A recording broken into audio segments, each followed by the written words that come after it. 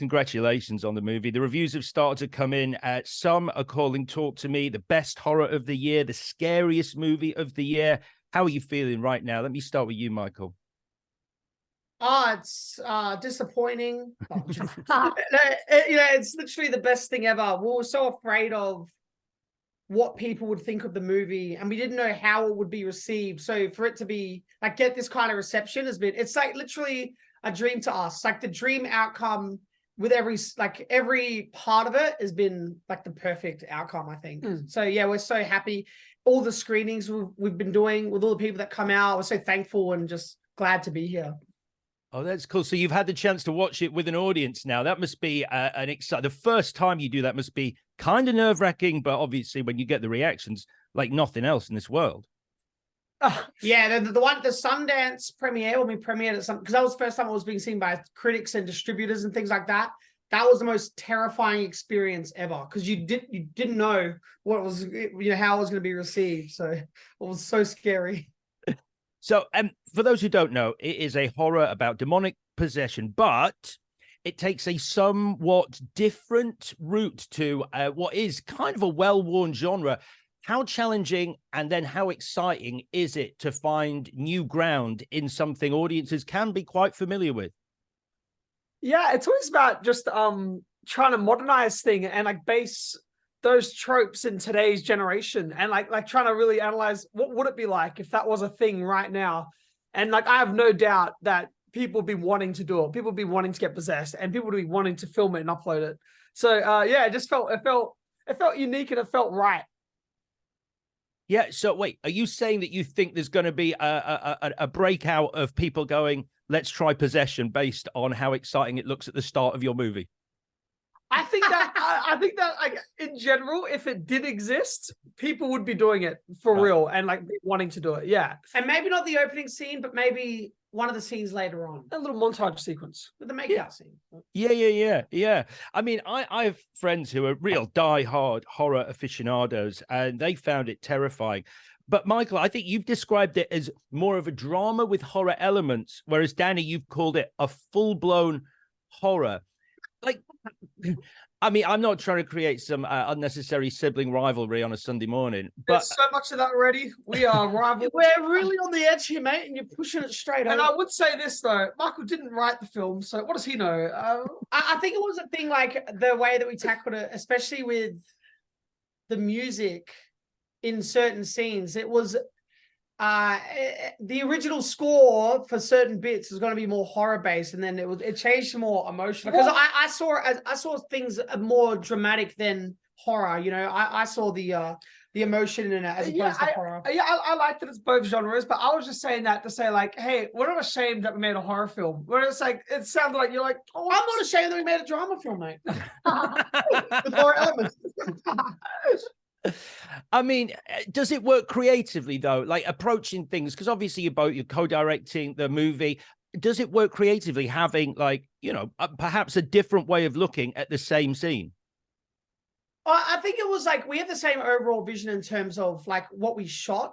It's the editing process that we kind of had to find our way through. Like when it came to editing, our poor editor, I had an edit of the film, Danny had an edit of the film, the editor had an editor of the film, So it was like, mediated, like going through all of them. He was trying to tell us the best, story in a cohesive way. And like one of the edits wasn't that good. I don't want to say which edit it was, but one of them was just right. Is this visual, this interview? Because you're doing a lot of pointing in this direction.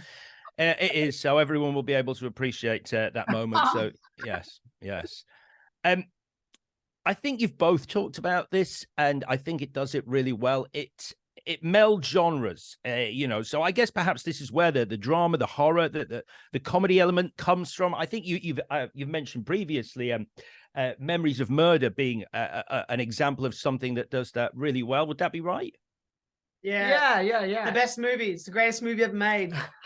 It's so good. Yeah, it's pretty incredible. And the way, even the way it's shot and things like that, man. The first time I watched it, I didn't want to watch it again because I loved it that much. And I'm like, if I watch it again, I'm going to find some flaws in it or something. And then I watched it again. I was like, oh, it's even better. So good. I mentioned at the Even the way start. that they group, like frame all those group shots and stuff like that as well. Yeah, It's because yeah. yeah, it's kind of like the old it's got these old westerns where it's like the shot changes, like starts as a close up. Yeah. Oh, it's That's amazing. awesome. I did mention at the start, Raka Raka, your YouTube channel, and how you've been making movies of some kind since you were like 13 years old. I think that was about the ballpark. So does it feel like you've been, learning the skills that you need to make this movie since then? I mean, because obviously tonally, this is very different to your channel, but in terms of, just using the camera in different ways, space, light, all the rest of it, did all that come into play here?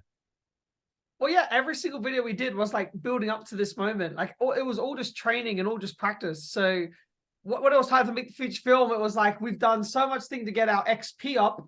I feel like a Dungeons and Dragons people character. say that it's like our debut feature film, but we've got 25 years of experience. We're 5 years old with Dad's camera. We had a video series of we used to make so many different of our own movies. The Evil Flamingo, which was a ripoff of Chucky, had 8 films. So it's our 9th film, really. So really, I mean, you're old hands at this. You've got franchises under your belt already. Yeah, we've got many franchises. I guess, was there a pinch yourself moment when you're on set and you're like, we're really finally here? Or is there's work to be done? You don't really, once you're making a feature, by all accounts, have that moment to sort of take a step back and embrace it. Or did you?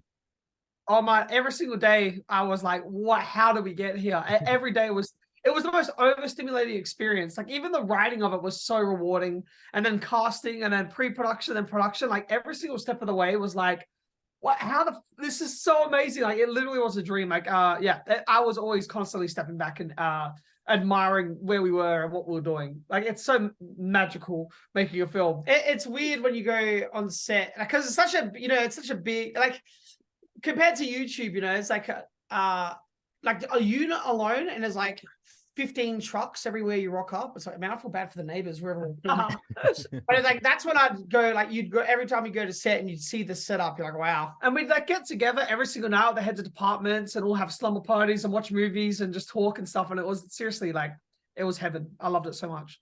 That's funny you say that because I was going to ask. I've heard of horror directors with their cast. They'll give them a crash course in the kind of movies that perhaps have inspired or the performances that you want to capture the same tone of. So they sit their cast down and go, "Have a watch of these. This is your homework. Do this, and then we can talk about what we want to bring to our film." Did you do that, or did the cast come prepared?